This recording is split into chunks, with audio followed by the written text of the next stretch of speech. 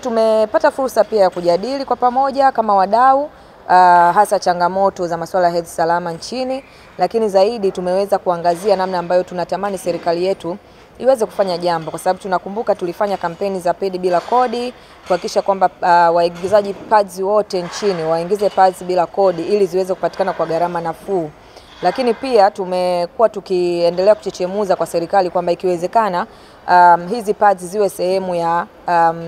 bajeti ya serikali, kwamba kwenye maeneo kama ya shuleni na makazini basi wanawake waweze kupata pads hizi bure, kama ambavyo kuna vitu mbalimbali ambavyo vinagawiwa bure tu na havina manufaa kama ukizingatia au ukilinganisha na swala la pads kwa watoto wa kike na wanawake nchini. Kwa hiyo swala la pedi bila kodi bado ni kizungumkuti, kwa sababu serikali yetu ilijaribu kuondoa, lakini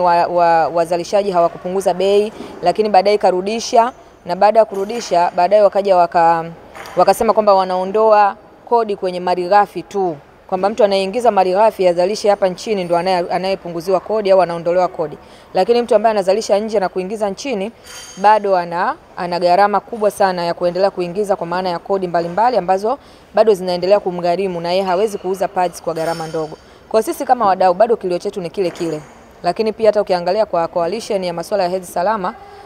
bado tuna kilio hicho kwamba serikali yetu iondoe kodi ili hawa watu ambao wanajitoa kama wadau wakuu wa kusaidia eneo hili waweze kuingiza pads kwa wingi, kwa sababu pia changamoto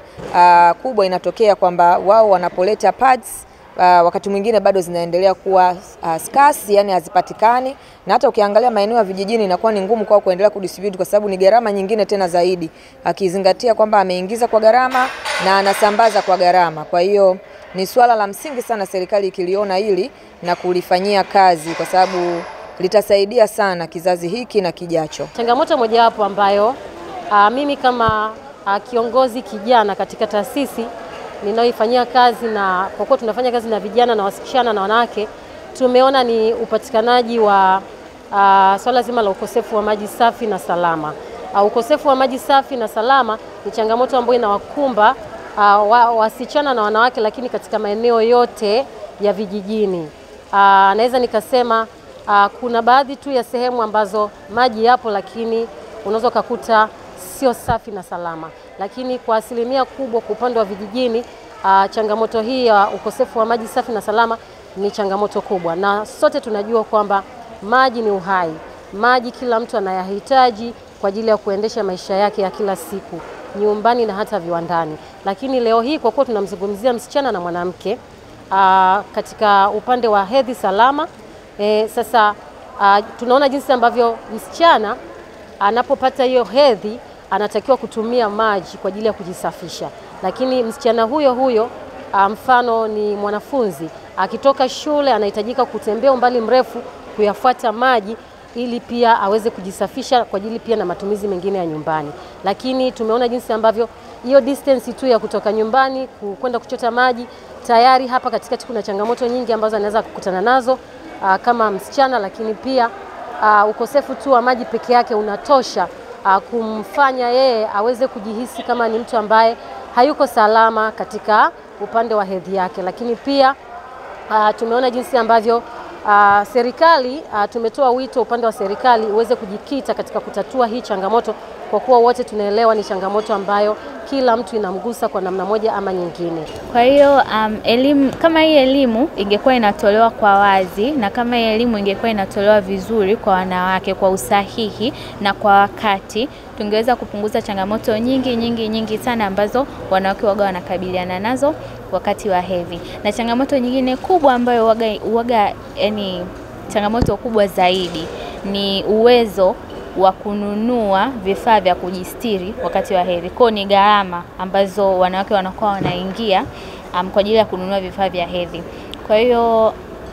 tungeomba kama kuna uwezekano gharama ziweze zipunguzwe, serikali isaidie kwamba hizi vitu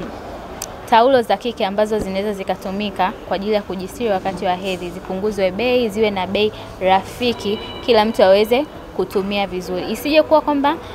Taulo za kike zile za bei za chini zina quality ya chini, kwa mtu akinunua anatumia, mwisho wa siku anajikuta anatibu tena magonjwa mengine ambayo inakuwa ni bei kubwa. Kwa iwe quality nzuri lakini bei pia rafiki kwa kila mtu. Ni wito wangu kwa serikali kuona hili swala kwa jicho lingine na kuliwekea sera ama mkakati ili hizi padi ama taulo za kike ziweze kupatikana kwa wingi na kwa urahisi, lakini kwa ujumla wa wote wanaohitaji hizi padi ziweze kuwafikia, sio kwa sisi ambao tulioko maeneo ya karibu labda Dar es Salaam, mikoa iliyoendelea, lakini walioko mbali zaidi wazipate, ambao watazipata kwa bei nafuu ambayo ni reasonable, ila hasa ninachokilenga ni tax exemption, kwa maana ya upunguzo wa kodi ya kuingiza au msamaha wa kodi ya kuingiza vifaa tiba katika tasnia ya taulo za kike. Sisi wanaume tuna nafasi ya kutoa mchango wetu, ushiriki wetu katika kuhakikisha watoto wa kike wanakuwa katika mazingira salama na katika hedhi salama. Ipo imani kuwa jukumu la masuala ya hedhi ni kwa mwanamke tu au mama mtoto wa kike kuangalia na kuwajibika, lakini sisi wanaume tuna nafasi kubwa ya kutoa ili tabaka, kwa kuwa tunashiriki na kuweka bajeti nzuri, ambazo bajeti hizo ambazo zitaweza kuwasaidia watoto zetu wasipate kudhalilika, wasipate kuaibika, wanaweze kuwa huru, kuwa katika mazingira salama ya hedhi. Kwa hiyo wito wangu au ombi langu kwa wanaume wenzangu kushiriki katika majambo kama haya.